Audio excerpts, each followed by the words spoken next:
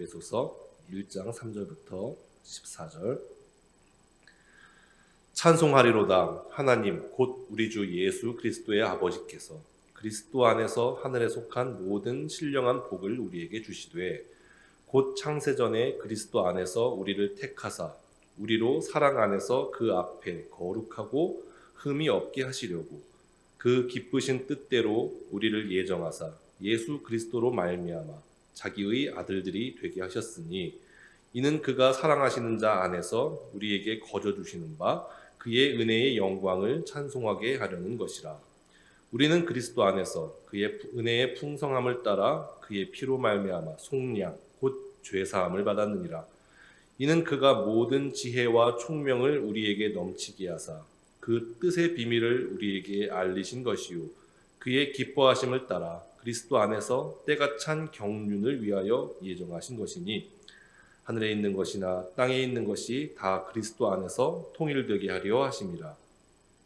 모든 일을 그의 뜻의 결정대로 일하시는 이의 계획을 따라 우리가 예정을 입어 그 안에서 기업이 되었으니 이는 우리가 그리스도 안에서 전부터 바라던 그의 영광의 찬송이 되게 하려 하심이라. 그 안에서 너희도 진리의 말씀 곧 너희의 구원의 복음을 듣고 그 안에서 또한 믿어 약속의 성령으로 인치심을 받았으니 이는 우리 기업의 보증이 되사 그 얻으신 것을 속량하시고 그의 영광을 찬송하게 하려 하심이라. 아멘. 네, 우리 좌우 옆에 앉아 계신 분들과 우리 함께 반갑게 인사 한번 나눠보겠습니까? 사랑하고 축복합니다. 네, 감사합니다. 신앙에 있어서요, 언어의 문제는 대단히 중요합니다. 사람이 세상을 인식하는 방법은요, 대부분 언어를 통해서 이루어진다라고 해도 과언이 아닙니다. 그리고 언어는 나라와 문화에 따라서 이제 다르죠. 이제 같은 말이라도 다른 나라에 가면 그 다른 의미로 사용되어집니다. 예를 들어서 우리가 아주 사랑하는 말씀, 시편 23편 첫 구절 다 1절 다 아시죠?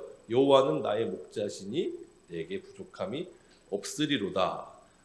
딱 들으면 어떤 느낌이 듭니까? 아, 하나님께서 나를 이렇게 사랑하시기 때문에 나에게는 어떠한 부족함 없겠구나 라는 것이 직관적으로 딱 느껴지지 않습니까? 자, 이것은 이제 우리나라뿐만 아니라 이제 대부분의 나라들에 있어서 이제 같은 감정들을 이제 이 말씀을 대할 때에 가지게 될 것입니다. 자, 그런데 인도 사람들에게 이 구절 시편 23편 1절 말씀을 읽어준다라고 할 때에 그들도 우리와 같은 감정을 가질까요? 안 그렇습니다. 만약에 인도 사람들이 이 구절을 대했을 때 딱 그것을 듣고 이런 마음을 아마 가질 겁니다. 하나님이 나의 목자라고? 그러면 되게 나쁜 신이구만 이렇게 생각할 거예요. 왜냐하면 많은 인도 사람들은 그 목자, 양치기는 항상 술에 취해 있고 행패를 부리는 사람이다라고 생각을 하고 있기 때문이에요. 문화권에 따라서 그 의미가 다르게 전달되어지는 그 신뢰가 되는 것이죠. 그러니까 이러한 일들은 그런데 인도에서만 일어나는 것이 아닙니다. 우리나라에서도 아주 심각하게 많이 일어납니다. 본래 우리가 지금 가지고 있는 성경이 한글로 쓰여지지 않았잖아요. 그렇죠? 에베소서 같은 경우에 이제 사도 바울이 썼는데 사도 바울이 한글로 쓴 게 아니잖아요. 헬라어로 쓰여진 것을 이제 영어로 번역된 것을 중국어를 번역하고 또 그것을 또 가지고 온 것이 이제 우리가 가지고 있는 한글 성경인데요. 그래서 우리는 이미 성경이 전래되기 전에 이 한민족이 형성되면서 가지고 있었던 공유하고 있는 그런 가치관과 세계관을 이미 가지고 있었어요. 그래서 우리가 가지고 있는 틀 안에 성경의 언어를 우리가 통해서 인식을 할 때에 그것이 본래의 의미와는 다르게 우리에게 인식되어지는 일들이 많이 있습니다. 그 대표적인 개념이 바로 구원이라는 개념이에요. 대부분의 한국 사람들은 구원이다라고 하면은 이렇게 생각하실 겁니다. 죽은 다음에 내가 천당 가는 것이 구원이다라고 생각을 하게 될 겁니다. 그래서 예수를 믿는 사람은 구원받았어. 구원받았으니까 나는 죽으면 천당 가겠네. 라고 아주 이게 공식처럼, 수학 공식처럼 그렇게 외워져 있어요. 외우게 되고 있어요. 그래서 적당히 이제 주일 예배에 빠지지 않고 잘 드리고, 적당히 남들에게 피해를 주지 않는 한도 내에서 우리가 일상의 삶을 영위를 한다면은 구원받는데 아무런 지장이 없을 것이다라고 생각을 합니다. 자, 그런데요, 진짜 성경에서 말하는 구원이 그런 의미일까요? 죽어서 천국 가는 거, 천당 가는 거는 구원받은 결과 중에 하나일 뿐이지 그 자체가 구원은 아닙니다. 구원이 무엇인지에 대해서 성경이 뭐라고 말하고 있는지 그 알아내는 작업이 중요합니다. 그래야 우리의 신앙이 건강해지기 때문입니다. 오늘 본문은요, 바로 구원이 무엇이고 또 하나님께서 주시는 구원의 목적이 무엇인지 이야기를 하고 있습니다. 사실 우리가 오늘 읽은 본문 말씀만 가지고 1년치 설교할 수 있어요. 굉장히 풍부한 말씀이고 하늘나라의 놀라운 지혜를, 우리에게 비밀을 드러내주는 그런 본문입니다. 에베소서는요, 사도 바울이 에베소 교회의 성도들에게 쓴 편지예요. 당시 이제 에베소는 로마의 제2의 도시였었어요. 로마 다음으로 큰 도시, 인구가 많은 도시였다라고 하는 것이죠. 엄청나게 큰 대도시였고 사람이 북적이던 곳이었습니다. 세계 7대 불가사의 많이 들어보셨죠? 이집트의 피라미드, 바빌론의 공중정원, 기타 등등. 그 중에 하나인 아데미 신전, 아르테미스 신전이 에베소 안에 있었습니다. 그래서 이 신전에 참배하러 온 사람들이 그러니까 전 세계에서 몰려들었어요. 그러면은 그 사람들을 위해서 밥을 제공하는 식당들이나 또 이제 숙식을 제공하는 숙박업소들, 다양한 또 공예품을 만들어 파는 사람들, 기념품을 만들어 파는 사람들 굉장히 많았거든요. 그래서 이 신전으로 인해서 파생되는 경제 효과가 그 에베소라는 지역에 그것이 엄청나게 컸다라고 하는 사실입니다. 그래서 사도 바울의 전도를 받아서 그 중에 이제 그 개종한 사람들이 있잖아요. 그리스도인이 된 사람들이 있는데, 그런 사람들이라도 이러한 세상의 가치관과 또 세상에 주는 것들을 무시할 수가 없었고 영향을 받을 수밖에 없었어요. 그래서 이러한 성도들에게, 흔들리는 성도들에게 성도의 정체성이 무엇인지, 예수 그리스도의 구속이 무엇인지, 교회가 무엇인지, 또 이러한 상황 속에서 어떻게 그리스도인의 정체성을 가지고 살아야 되는지, 그리고 그 구체적인 방법으로 그 사회 각 계층들은 어떻게 살아야 되는지, 그래서 종들아, 상전들아, 자녀들아 이렇게 얘기를 하잖아요. 그것을 아주 자세하게 가르쳐주고 있고요. 그리고 더 나아가서 우리가 눈으로 볼 수 없는 그 영적 존재와 어떻게 우리가 대처해야 되는가, 영적 전쟁에 대해서도 알려주고 있는 것이 에베소서예요. 이 에베소서의 서문이 바로 오늘 우리가 읽은 본문이라고 하는 것입니다. 오늘 본문을 보시면요, 성부 하나님, 성자 하나님, 성령 하나님, 삼위일체 하나님께서 하신 일을 각각 구분해서 이야기를 하고 있습니다. 그리고 삼위일체 하나님께서 본문에 써있는 사역을 하시는 이유는 영광을 찬송하게 하려 함이다라고 이렇게 6절, 12절, 14절에 같은 단어, 어휘를, 문장을 반복하면서 이야기를 하고 있어요.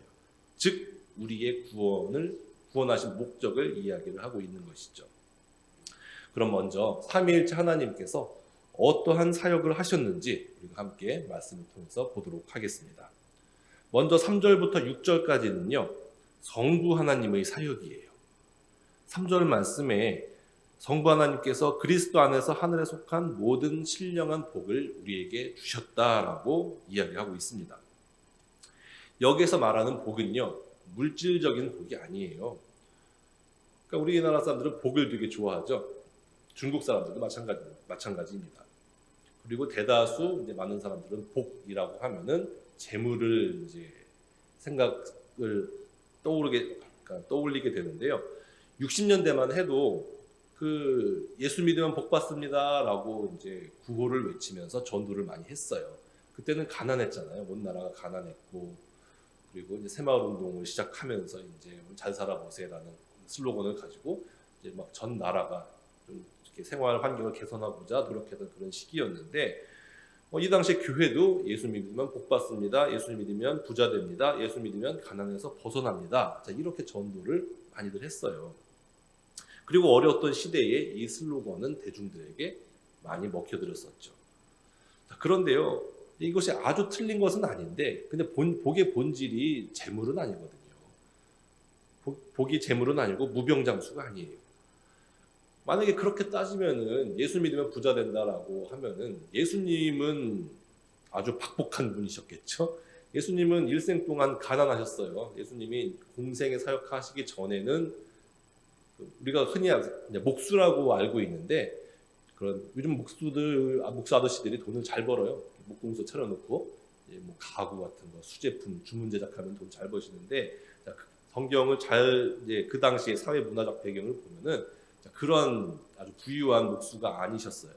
그냥 큰 관급 공사라고 하죠. 큰 이제 뭐 헤롯이 큰 성전을 짓는다거나 이제 그 대형 공사를 하면은 그냥 가는 거예요. 밀당 잡으셨던 거예요. 그냥 지금도 있나 모르겠지만 그 인력 시장에서 그냥 봉구차 와가지고 뭐 등짐 몇 명 뭐 이러면은 봉구차 타고 가서 하루 종일 노동을 했었는데, 그런 일을 예수님께서 하셨어요. 그리고 공생의 사역을 시작하고 나서도 집도 없었죠. 그래서 여우도 머리 둘 곳이 있는데 인자는 그럴 곳도 없다라고 하면서 이제 자신에 대해서 말씀을 하셨잖아요. 그러면은 예수님이 그럼 가난하셔가지고 복이 없는 분이셨나요? 아니죠. 그래서 이 복은 재물을 말하는 것이 아니다라고 하는 것을 여러분이 좀 기억을 하셨으면 좋겠습니다.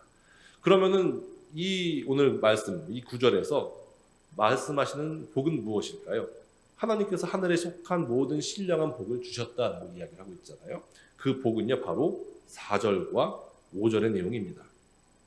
곧 창세전에 그리스도 안에서 우리를 택하사 우리로 사랑 안에서 그 앞에 거룩하고 흠이 없게 하시려고 그 기쁘신 뜻대로 우리를 예정하사 예수 그리스도로 말미암아 자기의 아들들이 되게 하셨으니, 요게 복이에요. 요게 하늘에 속한 영적인 신령한 복이라고 하는 것입니다. 여러분, 이 시간에 왜 교회 와서 앉아 있습니까? 혹은 왜 온라인 예배로 함께 예배를 드리고 있습니까? 성부 하나님께서요, 창세전, 즉 지구를 창조하기 전에 영원한 시간에 이미 우리를 하나님의 마음속에 담아두셨다라고 하는 선언이에요. 이게 우리의 정체성입니다.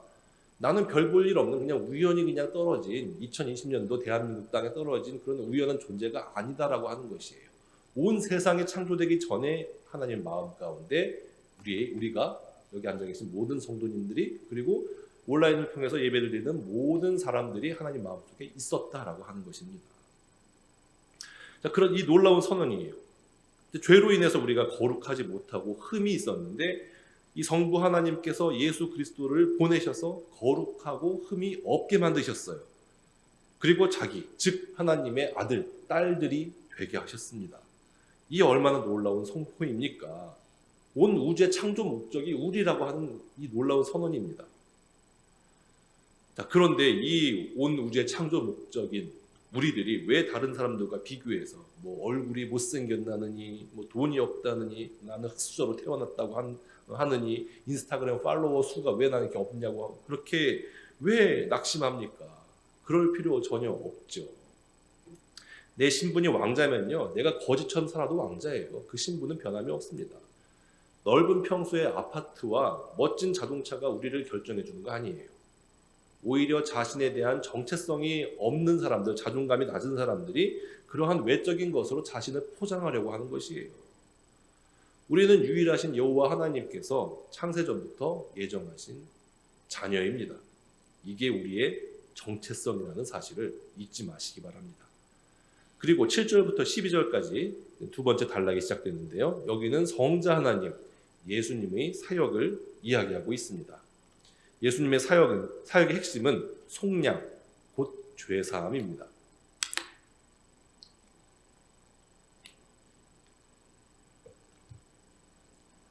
속량이라는 말을 요즘 잘 안 쓰죠. 그렇죠? 아마 이 성경에서 굉장히 낯선 그 용어 중에 하나일 겁니다. 아까 제가 처음에 그 언어가 사람의 인식을 규정한다라고 제가 말씀을 드렸는데요. 저는 이제 예수 그리스도를 나의 삶의 주인으로 받아들이기까지는 좀 어려웠어요. 힘들었어요. 큰 굳은 결심이 필요했습니다. 그 이유가 뭐냐면은 굉장히 좀 어이없는 에피소드인데요. 우리가 교회에서 이제 목사님들이 이제 그런 설교 많이 하시잖아요. 예수 그리스도께서 우리를 구속해 주셨습니다. 다 들어보셨죠? 자, 저는 이 구속이라는 말이 내가 죄를 지었을 때 검찰들이 와가지고 이 감옥에 철컹철컹 집어넣는 그런 뜻으로 이해를 했어요. 그러니까 예수님을 믿으면은 내가 좋아하던 것도 못 하겠구나. 게임도 못 하고 술도 못 마시고 마음대로 놀지도 못하고 그냥 재미없는 예배만 주구장창 드리려고 앉아 있고 이렇게 이해를 했었어요. 제가 중고등학교 때는 예배 시간도 굉장히 길었습니다. 지금이야 뭐 대부분의 교회가 1시간 이내로 이제 예배를 마쳐지게 됐는데 그때는 11시에 예배를 시작했으면 이제 평균 12시 40분에 끝났고요. 조금 길어지면은 1시 정도에 끝났던 것으로 기억이 됩니다. 그때는 장로님들도 대표 기도를 왜 이렇게 오래 하셨는지. 네. 그래서 굉장히 길고 그러니까 예배가 너무 지겨웠어요. 저는요. 그 당시에. 근데 내가 예수님께 구속함을 받으면은 진짜 이렇게 재미없는 예배를 매일매일 드려야 된다라고 착각을 했던 것이죠. 그러니까 제가 이제 구속이란 말을 잘못 이해를 해서 이런 일이 일어난 것인데 이 속량이라는 말이 사실은 이제 어떠한 뜻이냐면요. 지금은 이제 우리가 잘 안 쓰는 말인데요. 이 에베소서가 쓰여지던 이제 1세기 당시에 그 지중해 세계에서는 굉장히 흔하게 쓰이던 말입니다. 대표적으로 이제 시장에서 많이 쓰여졌어요. 우리가 이제 예를 들어서 시장에 콩나물을 사러 갔습니다. 그럼 콩나물을 파는 아주머니들이 계시겠죠? 그러니까 이분들이 이제 콩나물 한 봉지에 이제 1,000원에 팝니다. 그러니까 아주머니 이제 콩나물 제가 이거 1,000원 주고 속량할게요. 이렇게 얘기를 하는 거예요. 이거 뭘 의미를 하는 겁니까? 원래 그 아주머니의 소유였던 콩나물을 제가 1,000원이라는 대가를 지불하고 그 소유권이 바뀌잖아요. 그렇죠? 요런 개념이 속량이에요, 사실. 굉장히 흔하게 쓰이던 그런 말입니다. 그리고 고대 시장에서는요, 물건뿐만 아니라 또 요즘에는 안 파는 물건들을 팔았었어요. 자, 그것은 뭐냐면은 노예였습니다. 노예를 시장에서 버젓이 사고 팔았어요. 예를 들어서 제가 노예입니다. 그럼 이제 이렇게 목걸이를 메고 여기 이제 이 노예에 대한 소개가 간단하게 가격표 붙어 있듯이 있겠죠. 이름, 뭐 오강, 그때 노예는 뭐 이름도 없었겠죠. 이름, 개똥이 뭐 이런 식으로 해가지고 가격 100만 원, 뭐 장점, 뭐 키가 커서 높은 데에 있는 등을 잘 가름, 뭐 단점, 밥을 많이 먹음, 뭐 이런 식으로 이제 뭐 노예를 소개해서 쌉니다, 오늘만 1+1, 저를 사면 누구도 줍니다. 이런 식으로 아주 흔하게 노예 매매가 고대 시대 때는 형성이 됐었어요. 그러니까 제가 이제 말로 해서 제가 100만 원이지 사실 사람의 값은 굉장히 비쌉니다. 물론 이제 돈으로 환산할 수 없는 거지만. 그런데요, 사람들의 소유권이 아담과 하와가 범죄했을 때에 원래는 하나님의 소유였잖아요. 하나님께서 창조하셨기 때문에. 그런데 아담과 하와가 하나님의 말씀을 순종하지 아니하고 누구의 말을 들었어요? 사단의 말을 들었죠.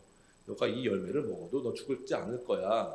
이거 먹으면 너의 눈이 밝아져서 하나님처럼 될 거야. 자, 이것은 단순히 그래? 한번 해볼까? 이게 아니에요. 내가 누구를 주인으로 섬기느냐의 선언입니다. 그러니까 내가 하나님의 말을 거역하고 사단의 말을 들은 것은 나의 주인은 사단입니다라고 고백한 것과 마찬가지예요. 그래서 우리가 죄 안에 팔렸도다라고 성경에서 말씀을 하고 있잖아요. 그래서 우리 소유권은 사단에게 팔렸는데 하나님께서 사단에게 다시 내가 얘네 사고 싶어 라고 하니까 좀 하나님 좀 비싼데요? 라고 얘기를 하는 거예요. 왜냐면은 이 오강훈이라는 이 사람 한 명만으로도 굉장히 비쌀 텐데 이 전 세계 지금 60억 인구가 살고 있고 그리고 아담과 하와 이후로부터 도대체 셀 수도 없는 많은 사람들이 살았을 거 아닙니까? 그럼 그 많은 사람들의 값은 도대체 얼마라고 하는 것인가요? 이 세상과 이 온 우주를 바꿔도 아마 사람들의 값과는 이게 비교가 안 될걸요? 그런데 하나님께서 깜짝 놀랄 가격을 제시합니다. 그래? 그럼 내가 예수님 줄게. 얘를 팔게. 내 아들을 팔게. 대신 사람들을 나한테 줘. 그 사람도 거기는 이제 말문이 막힌 거죠. 왜냐면은 이 온 사람들은 사고도 남거든요. 예수님은. 왜냐하면 예수님은 비교 자체가 안 돼요. 사람이 아니라 신이에요.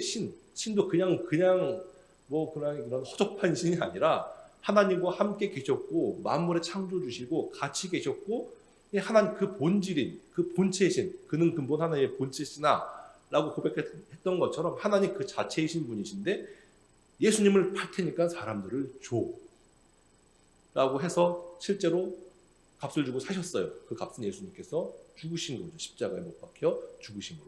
그래서 그의 피로 우리를 속량했다라는 의미가 바로 이 의미입니다. 아니 세상에 이런 신이 어디 있습니까? 이게 우리가 믿고 있는 예수 그리스도고 기독교라고 하는 것입니다.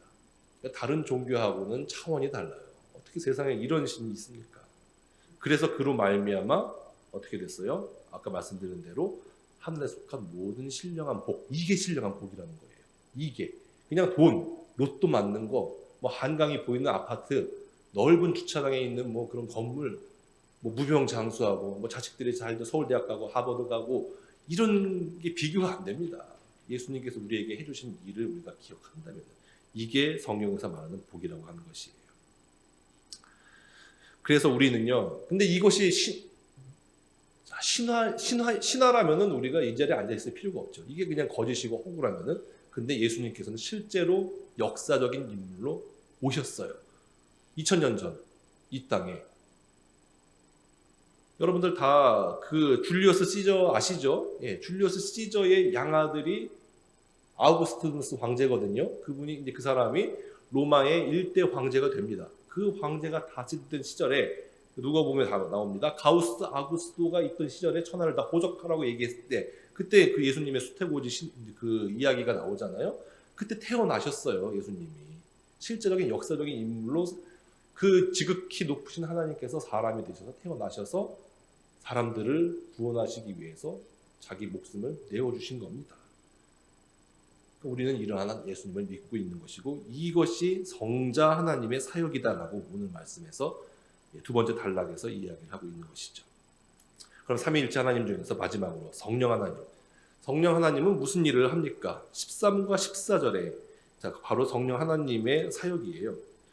첫 번째로 13절 말씀을 보니까 성령의 인치심을 받았다라고 기록이 되어 있습니다. 자, 이것이 뭐냐? 인이 뭐 도장이에요, 도장. 여러분들 지금 내가 구원 받았나? 좀 헷갈리십니까, 혹시? 좀 구원 받으셨습니까? 아멘은 안 하시네요? 다 구원 받으셨죠? 다 구원 받으셨어요. 근데 이런 헷갈리는 사람들을 위해서 하나님께서는 친절하게 성령을 주셔서 도장을 빵! 얘는 내 거야! 라고 도장을 빵빵빵 찍어주신 겁니다. 이것이 성령님의 첫 번째 사역이라고 하는 것이에요. 그래서 우리가 구원받았다라고 하는 표시는 뭐냐면은 삼위일체 하나님이 어떤 분이신지 알고요. 그리고 그분들 하면 좀 제가 이단으로 몰릴 수 있는데 이 삼위일체 하나님께서 하신 일을 믿으며 하나님의 통치 안에 살고 있으면요. 그게 구원받은 보증이에요. 성령께서 그걸 가능케 하세요. 그래서 성령이 없으면 이런 우리가 하나님을 아버지라고 부를 수도 없고요. 예수님을 주라고 고백할 수도 없고요. 구원의 확신과 평안 가운데 거할 수도 없습니다. 그런데요. 여기 재미있는 사실이 하나 있습니다. 14절을 보니까요. 14절 제가 한번 읽어드릴게요. 이는 우리 기업의 보증이 되사 그 얻으신 것을 속량하시고 그의 영광을 찬송하게 하려 하심이라. 여기 보면 기업의 보증이 됐다라고 그런 말이 있습니다. 기업은 무슨 뭐 삼성기업 뭐 그런 게 아니라 상속이나 혹시 양도물 이런 것을 얘기를 하고 있는 것이거든요. 자, 우리가 이제 뭐 일상생활 가운데에서 이런 거래 계약 많이 하시죠. 특히 이제 부동산 계약을 맺을 때에 내가 이 아파트나 뭐 이 집이나 이 땅을 내가 얼마에 사겠습니다. 예를 들어서 뭐 1억에 매매를 한다고 한번 그렇게 칩시다. 그러면 이제 1억이면은 계약금을 주죠. 한 보통 10%, 1,000만 원 정도로 계약금을 겁니다. 그럼 계약금은 누가 줍니까? 사는 사람이 주죠. 파는 사람이 주는 게 아니라. 그렇죠? 그게 당연하죠. 그게 상식적인 일이죠. 그런데요, 오늘 보니까 성령을 누가 주세요? 보증으로? 하나님이 주세요. 굉장히 이런 바보 같은 장사꾼이 어디 있습니까? 아니, 그 사는 사람이 내가 이거 뭐 재산도 주고 내 삶을 드리겠습니다. 그래도 받을까 말까 하는데 그게 아니라 주는 사람이 보증으로 성령을 주셨다라고 이야기를 하고 있어요. 그러니까 하나님은요 이렇게 막 퍼주시는 분이에요. 너 내 자녀 될 거야? 알았어. 내가 확실하게 해주는 방법으로 내가 성령 줄게. 자, 이 정도면 되겠니? 자, 이렇게 하나님께서 사람들에게 은혜를 베푸시는 것이죠. 그러니까 이와 같이 하나님께서 우리에게 주시는 복은요 어마어마한 것입니다. 그럼 하나님께서 우리에게 대체 왜 이런 복과 은혜를 주실까요? 성부 하나님께서 창세전부터 우리를 자녀 삼아 주시고요, 성자 하나님께서는 죄가 없으신 분이 왜 우리를 위해서 십자가에 못 박혀 죽으심으로 우리를 속량해 주셨고, 성령님께서는 우리가 하나님의 자녀라는 것을 도장을 찍고 그리고 하나님의 자녀답게 살 수 있는 능력을 도대체 왜 주실까요? 그 이유는요 6절, 12절, 14절 그의 영광을 찬송하게 하기 위함입니다. 구원이 목적이 아니에요. 영광을 찬송하게 하기 위하여서 우리에게 구원을 베푸신 것입니다. 여기서 영광을 찬송하다라고 하는 것은 공적으로 사람들이 모여서 예배드리는 것을 그 용법으로 쓰였거든요. 이 단어는요. 그래서 이것을 우리의 삶, 예배에 적용시킨다면 이러한 명제가 성립될 수 있습니다. 우리는 예배드리기 위해 구원받았다. 이런 명제가 성립이 될 수가 있는 것입니다. 아니 대체 그러면 하나님께서 뭐가 부족해가지고 사람의 예배를 요구하실까요? 하나님이 뭐 칭찬에 목마르신 분이신가요? 약간 속된 표현을 쓰자면은 하나님께서 찬양받기에 환장하신 분인가요? 그래서 우리를 구원해 주셨나요? 예배받기 위해서? 아닙니다. 본문을 보면요, 그의 영광을 찬송하게 하려는 것이다라고 하는데, 영광은 하나님의 본질을 의미합니다. 예배를 영어로 하면은 월십이죠. 월십, 예배.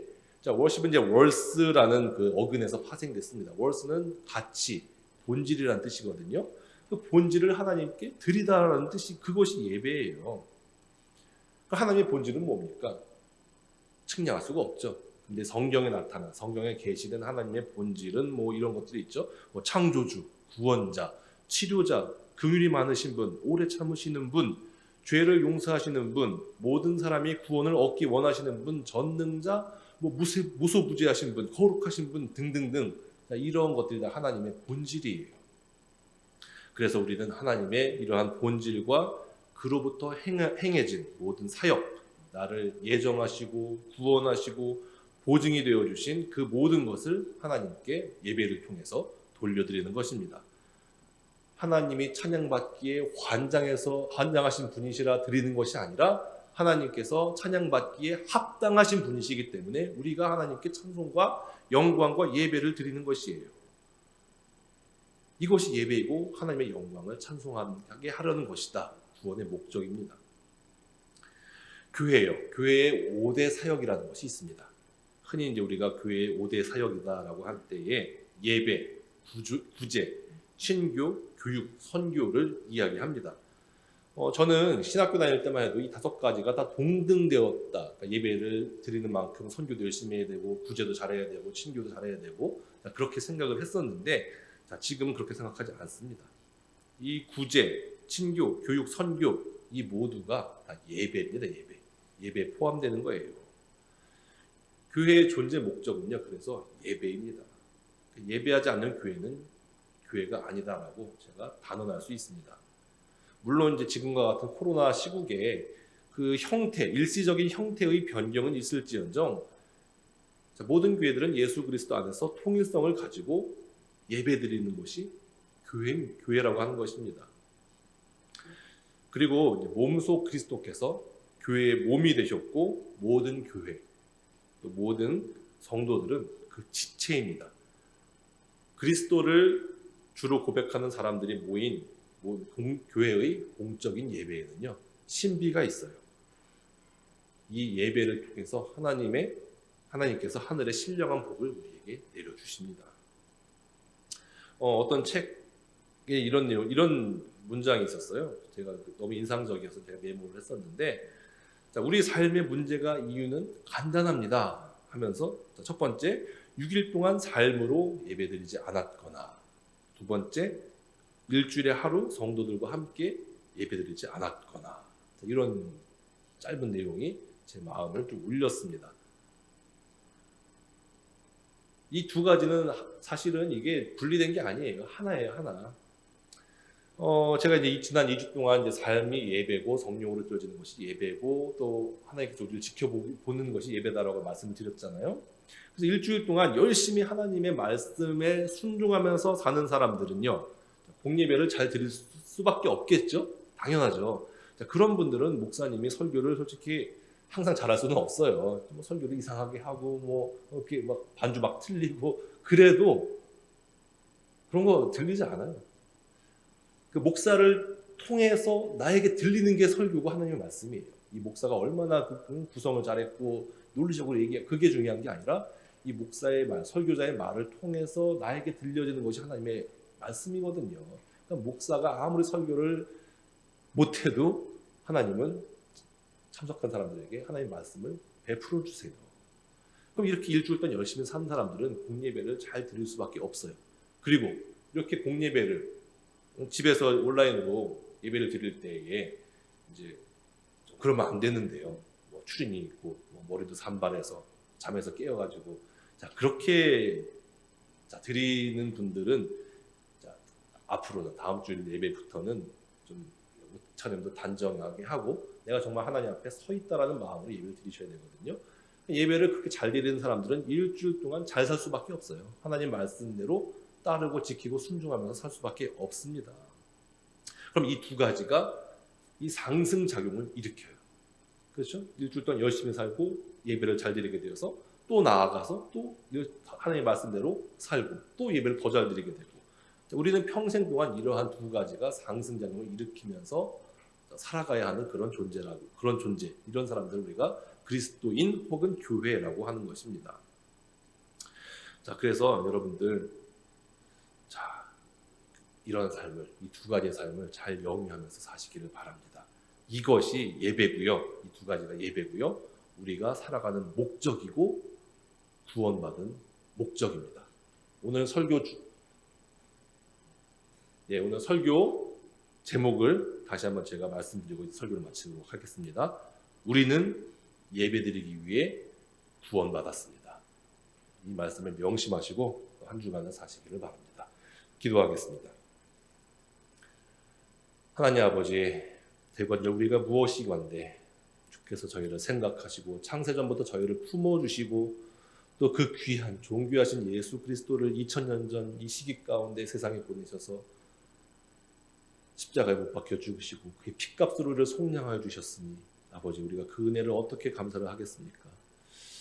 주님, 우리가 하나님께서 하신 일들을 잊지 않게 하여 주시옵소서. 배은망덕한 자가 되지 아니하고 하나님의 하신 일들을 기억하고 우리가 주의 뜻대로 살기에 힘쓰는 그런 귀한 주의 권속들 될 수 있도록 인도하여 주시옵소서. 아버지, 주께서 오신 아버지 성탄을 준비합니다. 하나님, 이 땅에 오신 그 구세주 예수 그리스도를 우리가 생각하며 사는 한 주일 되게 도와주시고 그 가운데 주께서 우리에게 놀라운 하늘에 속한 신령한 복들을 마음껏 베풀어 주시기를 원하며 이 모든 말씀 예수님의 이름으로 기도했습니다.